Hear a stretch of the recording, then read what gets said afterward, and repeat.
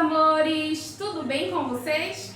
Espero que sim. Aqui está tudo bem, graças a Deus. Eu desejo que vocês tenham uma ótima terça-feira, assim como todos os outros dias da semana. Vamos lá, acorda, levanta, expulsa essa preguicinha e vamos começar as nossas atividades. Hoje nós teremos matemática, história e geografia. Em matemática, hoje nós vamos aprender comparação de fração, comparações de frações. Vamos lá.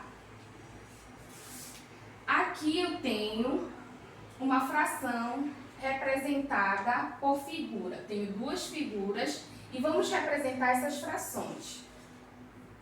Eu tenho um inteiro.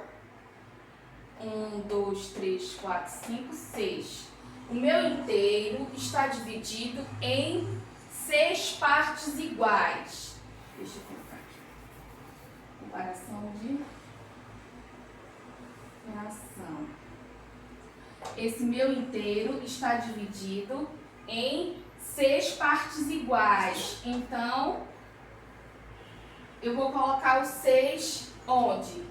Em cima ou embaixo? Vou colocar ele no numerador ou no denominador? No denominador, né? 6. Por quê? Porque o denominador, ele indica em quantas partes iguais o inteiro está dividido. E aqui eu tenho um inteiro dividido em 1, 2, 3, 4, 5, 6. Então, eu tenho 6 aqui no meu denominador. E eu vou pintar aqui, ó. Aqui eu vou pintar 2 e aqui eu vou pintar 3. Então, aqui na minha primeira figura, eu tenho um inteiro dividido em 6 partes e eu pintei apenas 2. Então, qual é o número que eu vou colocar no meu numerador? É o número 2. Por quê? Porque o numerador indica quantas partes desse inteiro foi pintada, está sendo considerada. E no caso aqui, ó, foram 2 partes. 2 partes foram pintadas. Como é que eu vou ler essa fração? 2 sextos. E aqui eu tenho um inteiro dividido em 6 partes iguais. E eu pintei 3 partes. Então, o meu numerador aqui na segunda figura é o quê? É o número 3. Por quê? Porque eu pintei 3 partes da figura. Como é que eu leio essa fração? 3 sextos. Aqui eu tenho duas frações, onde o denominador ele é igual. Ó, o denominador dessa minha primeira fração é igual ao denominador da segunda fração. Porém, o numerador é o quê? É diferente. E quando eu for comparar essas frações, quando eu tiver duas frações ou mais com o mesmo denominador, o que vai indicar qual é a maior é o meu numerador. Então, nessa fração aqui, ó, 2 sextos e 3 sextos, a maior fração é aquela que tem o maior numerador. Então, aqui, ó,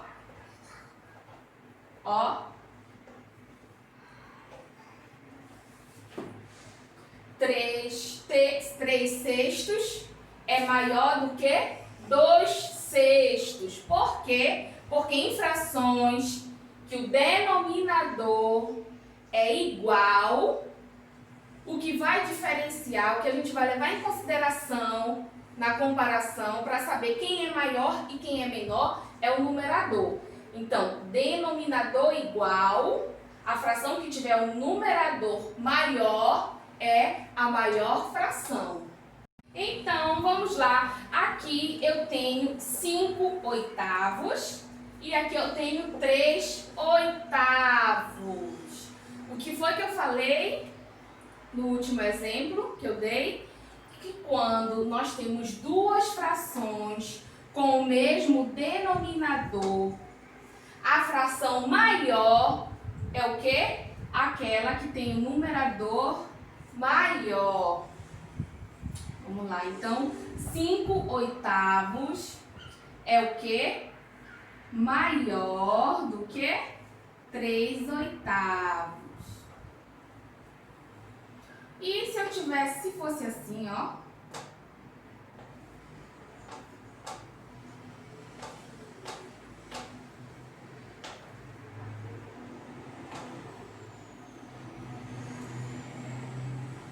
Nove 12avos, 1/12.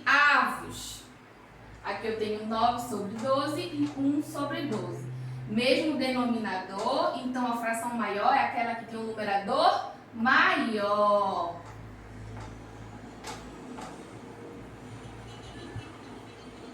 Se eu tiver o denominador igual, como é que eu vou saber qual fração é maior ou menor? Aquela que tiver o numerador maior.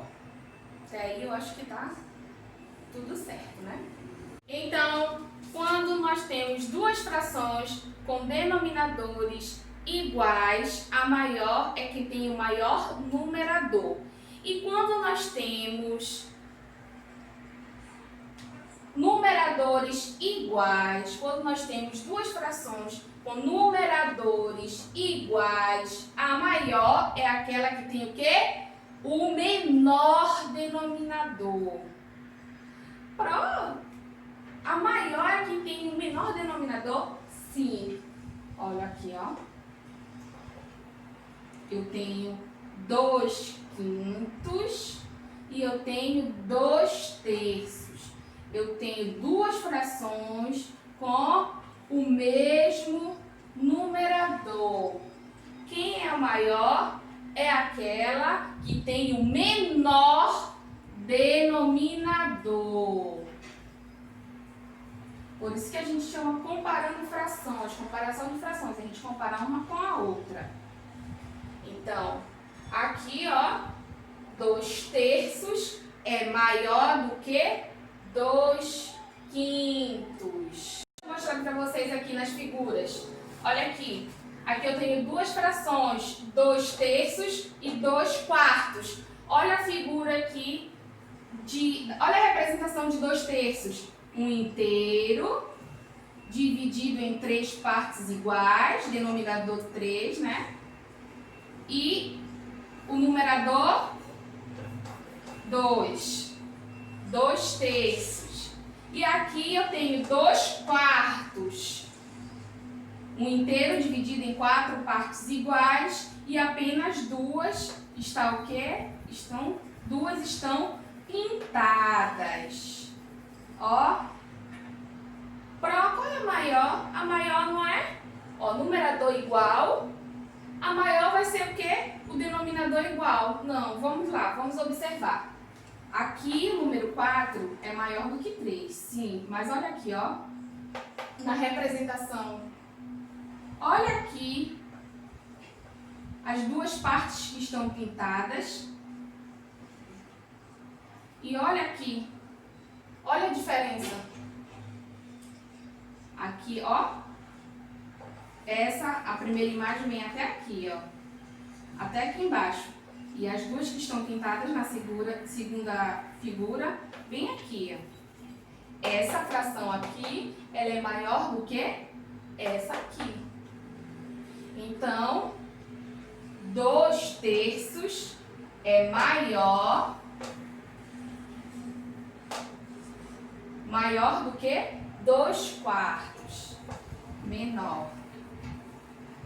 2/3 é maior do que 2/4. Então, quando nós tivermos duas frações com numeradores iguais, a maior fração vai ser o quê? Aquela que tiver o denominador denominador menor. E quando eu tiver denominadores iguais, a maior fração vai ser aquela que tiver o numerador maior, tá? As atividades que vocês vão fazer estão no livro de matemática, página 196 e 197. É sobre comparação de fração. Esse assunto é bem tranquilo, viu? Primeira questão. Pinte as figuras para representar as frações indicadas em cada caso, considerando o círculo como um inteiro. Bem, aqui já está desenhado na atividade. Aqui no livro já tem os círculos. Tem os círculos aqui, ó. Os círculos. Tem 3 círculos.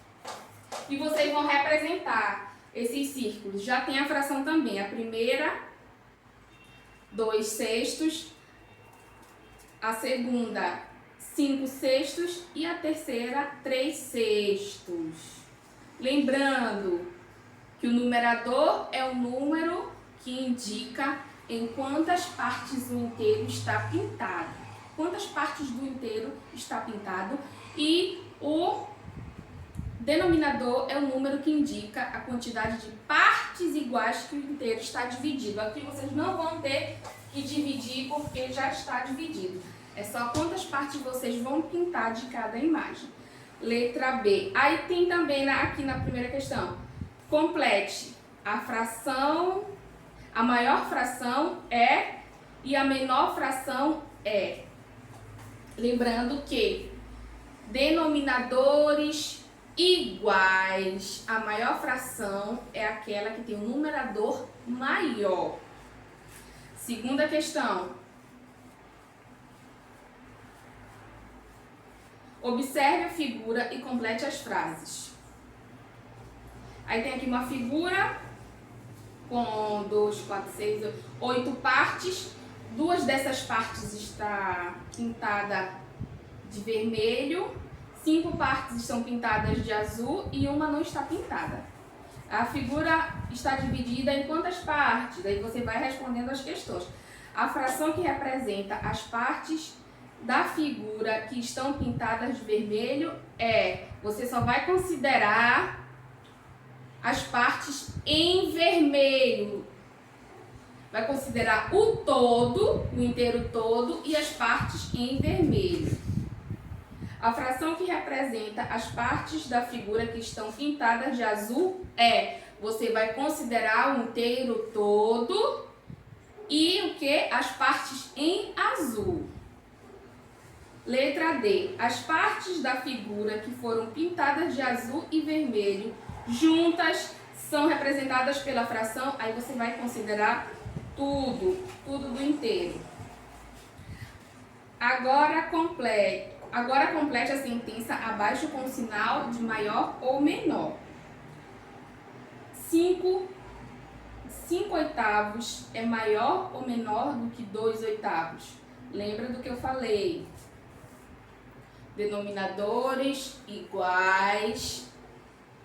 Uma fração, a gente sabe que uma fração é maior ou menor quando elas têm denominadores iguais. O que a gente vai levar em consideração? Denominadores iguais, a fração maior é aquela que tem um numerador maior. Terceira questão. Para terceira questão, você vai precisar saber a regrinha que eu ensinei, as 2 regrinhas. 2 frações, quando tem os denominadores iguais, a maior fração é o quê? Aquela que tem um numerador maior. E quando 2 frações têm numeradores iguais, a maior vai ser aquela que tiver o denominador menor. Não pode esquecer isso. E aí você responde o quê? Com o sinal de mais e menos. Maior e menor, desculpa. O sinal de maior e menor, a terceira questão. Questão: escreva as frações na ordem crescente usando o símbolo de menor. Vamos lá, eles têm o mesmo numerador, todas essas frações da quarta questão têm o mesmo numerador. E aí o que vai diferenciar, quem vai me dizer o que é maior e o que é menor? Lembrando, numerador igual,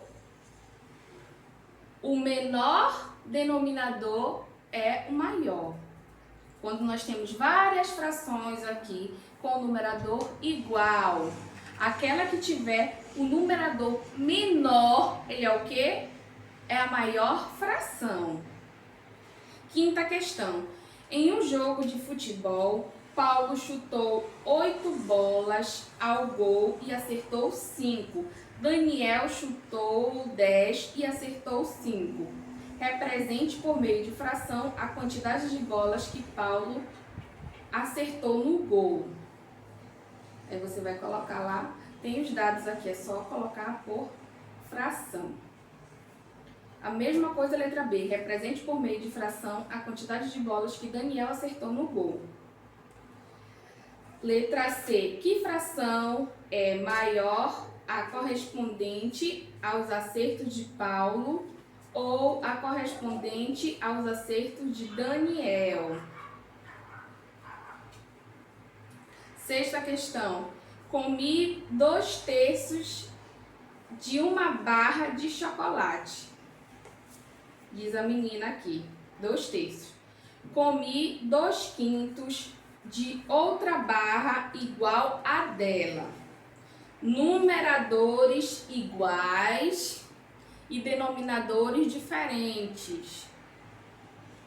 Quem comeu mais é o quê? Vai ser quem? Lembra a regrinha? Numerador igual, a maior fração é aquela que tem o menor denominador. Quem comeu mais? A menina ou o menino? Qual dessas frações é a maior? A da menina ou o menino? Quem tiver a fração maior aqui é quem comeu mais. Em geografia, nós vamos falar sobre as principais atividades econômicas. O ser humano, por meio do trabalho, obtém tudo que necessita em diversas atividades econômicas. Essas atividades a gente encontra aqui, algumas, né? Aqui no livro de Geografia, na página 186. Acompanhem aí. A primeira atividade econômica, a primeira imagem que nós temos aqui é referente à agricultura. Agricultura, atividade geralmente praticada na área rural, que envolve preparar o solo, plantar e colher alimentos e matérias-primas. Aí na imagem tem aqui a legenda: agricultores colhem uvas em Casa Nova, Bahia. Tem também a pecuária, atividade geralmente praticada na área rural, também na área rural, trata da criação e reprodução de animais para servir de alimento e matéria-prima. Essa é a pecuária. A pesca, atividade de extração de peixes e frutos do mar, praticada em locais banhados por mar, rios, lagos e lagoas. Todas essas atividades aqui que eu estou falando, tem aqui no livro de vocês. A mineração, atividade de extração de minérios do solo ou do subsolo. Que é o subsolo? É a camada abaixo do solo. Vocês vão olhar as imagens, fazer a leitura das imagens aqui, ler as legendas. Já na página 187, nós temos também outra atividade econômica, a indústria. A indústria é a atividade que transforma matérias-primas em produtos e é desenvolvida principalmente nas fábricas, localizadas em geral na área urbana. Comércio e prestação de serviço. O que é o comércio e prestação de serviço? São atividades exercidas principalmente na área urbana também. Então, a indústria, comércio e prestação de serviço, eles são geralmente praticados onde? Na área urbana. O comércio é a compra e a venda de produtos. A prestação de serviços é a atividade que não produz nem comercializa produtos, mas que fornece serviços como transporte e educação. Tanto as atividades econômicas da área rural como as atividades da área urbana são responsáveis pelo desenvolvimento econômico do município, ou seja, as atividades econômicas elas são muito importantes, para o país.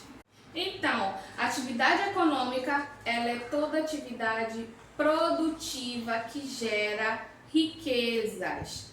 Elas trazem ganho para quem é dono dos meios de produção, exemplo, das propriedades das máquinas, para quem trabalha na produção, os empregados ou trabalhadores, e para o Estado, onde é realizada essa atividade, como que gera riquezas para o Estado, através dos impostos cobrados sobre a movimentação financeira que envolve a atividade, ao mesmo tempo que supre as necessidades, as vontades, as exigências de quem consome.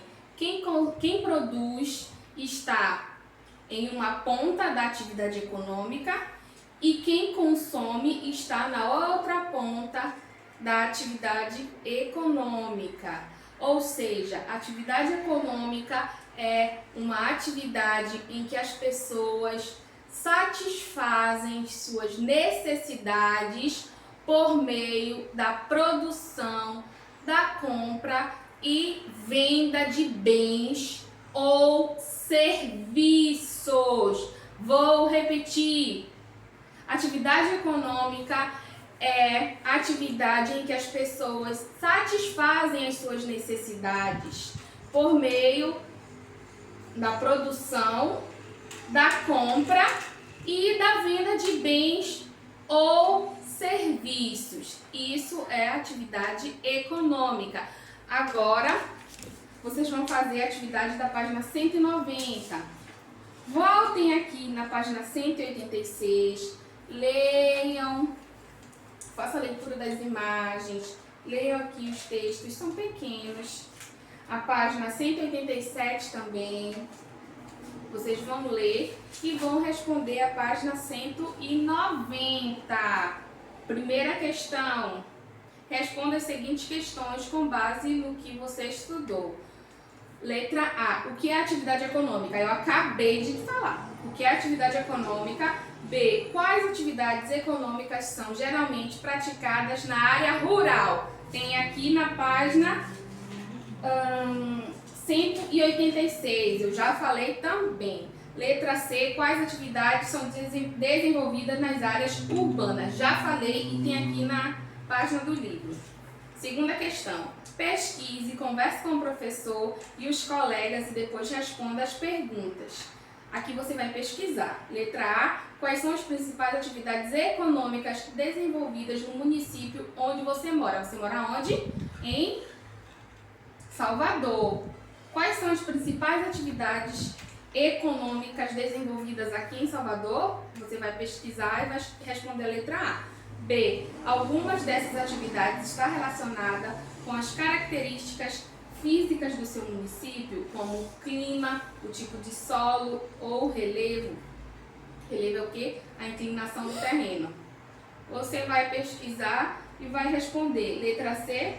A distribuição da população entre área urbana e rural em seu município está relacionada a alguma dessas atividades? Porque tudo isso você vai descobrir através de uma pesquisa.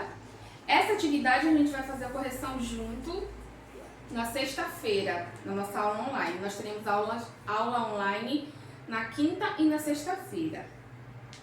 Faça a atividade que a gente corrige na sexta-feira. Em história, nós vamos começar a falar sobre os caminhos da Estrada Real. No século XVII, alguns habitantes da pequena vila de São Paulo, de Piratininga, aceitaram o desafio da coroa portuguesa de entrar nas matas de serras rumo ao sertão, onde acreditavam que havia o quê? Ouro e diamante. Quem eram essas pessoas? Eram os bandeirantes. Após a descoberta de riquezas minerais na região das Minas, foi aberta a primeira via para ligá-la ao litoral fluminense, ligar a região das Minas até o litoral fluminense. O trecho que ia de Ouro Preto, Minas Gerais, a Paraty, Rio de Janeiro, era usado para o envio das riquezas por via marítima até Portugal. Com o tempo, outras vias oficiais também foram construídas. Esses caminhos foram feitos sob ordem da coroa portuguesa, para evitar que as riquezas encontradas nas minas fossem contrabandeadas ou desviadas do seu destino. E qual era o destino? Portugal. Por isso, esses caminhos foram chamados de Estrada Real. No livro de História, na página 97, você vai encontrar esse assunto, os caminhos da Estrada Real. Atualmente, as 4 vias que compõem a Estrada Real estão preservadas e podem ser visitadas. Elas são chamadas de Caminho Velho. Caminho Velho é a primeira via determinada pela coroa portuguesa e liga Ouro Preto ao porto de Paraty. Caminho Novo, criada para ser um trajeto mais seguro, liga Ouro Preto ao porto do Rio de Janeiro. Caminho dos Diamantes, liga Ouro Preto a Diamantina, a principal cidade de exploração de diamantes. E Caminho Sabarabuçu, que fica em Ouro Preto e foi criado para explorar a região de Serras. Aí tem um pequeno texto aqui na página 97 que nós vamos ler e fazer uma atividade juntos na sexta-feira. Também nós teremos aula de história. Então, meus amores, essa foi a nossa atividade, são as nossas atividades de hoje. Eu espero que vocês façam com calma, com tranquilidade, e qualquer dúvida podem entrar em contato, pode perguntar para a Pro, que a Pro está aqui para isso. Viu, amores? Um beijo no coração de vocês, até amanhã.